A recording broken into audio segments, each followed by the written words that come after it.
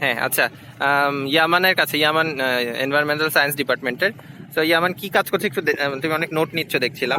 আমি হলো কিনা নদী পাড়ে যেসব মানুষজন বসবাস করে, তো ওদের একটু ইনফরমেশন নিচ্ছিলাম। আমি যতটুকু ইনফরমেশন জানতে পেরেছি যে নদীর অপোজিটে হচ্ছে বালুচর, ওটা হলো কিনা একলাসপুরের আলাদা একটা ইউনিয়ন অন্তর্ভুক্ত। তো ওখানকার মানুষরা যতটুকু আমাকে ইনফরমেশন দিল যে ওরা এখানে ওদের এখানে প্রচুর পরিমাণে ওদের নদী ভাঙ্গন হয় না, বিকজ ওদের পুরোটাই বালুচর এবং ওদের কৃষিকাজ।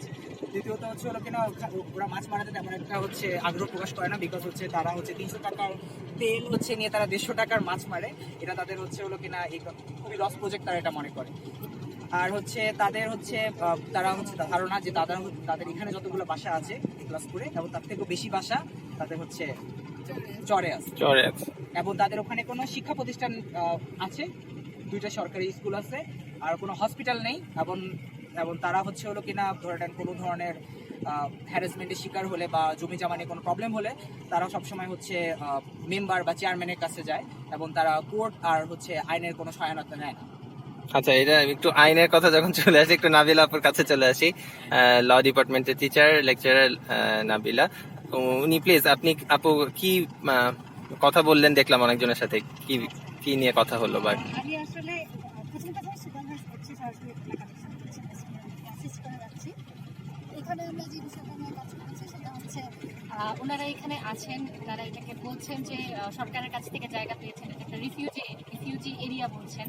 তো এখানে যে মানুষ তাদের সবারই অবশ্যই প্রফেশন, সবারই মাছ ধরা।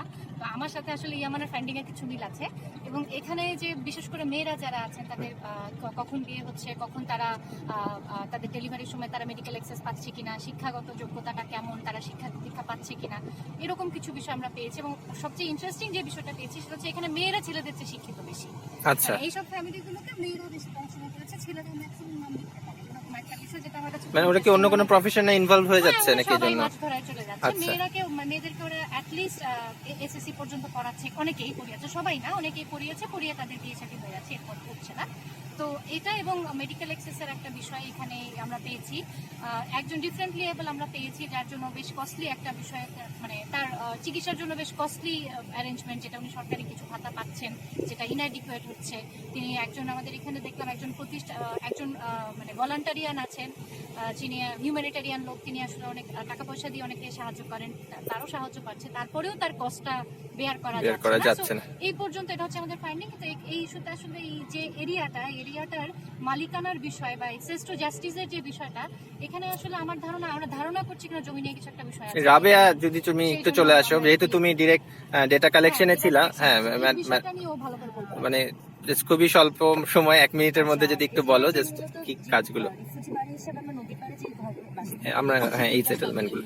জি, অনেক সিমিলারিটিস ওদের লাইফস্টাইল এবং ওরা যে পেশাগুলোর উপর নির্ভরশীল।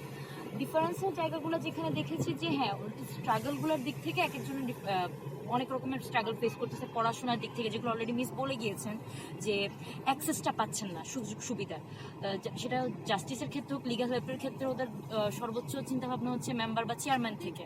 এবং যদি সরকারি হাসপাতালে কীভাবে চিকিৎসা সুবিধা পাচ্ছে, ওরা বলছে যে শুধু একটু মিনিমাম ট্রিটমেন্ট ডাক্তার থাকলে ওনারা পাচ্ছেন, অতটুকুই। তো ওরা যেটা ওদের জায়গা থেকে আমাদেরকে আসলে বললো যে ওরা অনেক প্রবলেম ফেস করতেছে, ওদের লাইফ নিয়ে একটা আনসার্টিনিটিতে ওরা ভুগে, যে আজকে এখানে আছি, আবার নদী যদি নিয়ে যায় তখন ঠিকানা কোথায় হবে। তো এই প্রবলেমগুলো ওদের মাঝে আমরা বেশি দেখেছি। থ্যাংক ইউ রাবে, হ্যাঁ থ্যাংক ইউ। একটু ফয়েজ ভাইয়ের কাছে।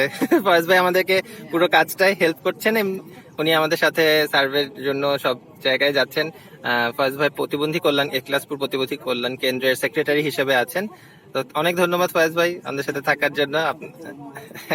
Thank you. এদিকে আমি সেঞ্চুরিকে একটু করছি। সেঞ্চুরি, তুমি কি আঁকছিল? অনেক কিছু দেখলাম, একটু যদি সেকশন গুলো আমাদেরকে দেখাও, এবং মানে আসলে কি আঁকছো।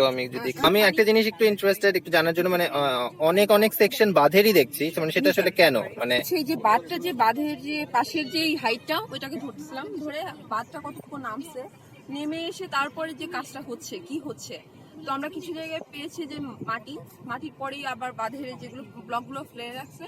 তো আবার হলো বাঁধের যে ইয়েতে ওরা কিন্তু ফেলে রাখে নাই, ইউজ করতেছে, নয় ঘরে রেখে দিছে, নয় যেগুলো শুকায় দিছে, ছাগল বেঁধে রাখছে, তারপরে কৃষি কাজও হচ্ছে দেখছি, মানে মাছা টাচা করে কুমড়ো গাছ খুব বেশি এখানে আর কি। ওরা হচ্ছে স্টোর করে রাখতেছে, গোবরগুলো যে শুকিয়ে রাখতেছে সেগুলো হয়তো একটা ছোট মাচা করে রাখতেছে। মানে বাঁধটা আসলে ওদের অনেক কাজে হ্যাঁ, অনেক বেশি কাজে লাগছে।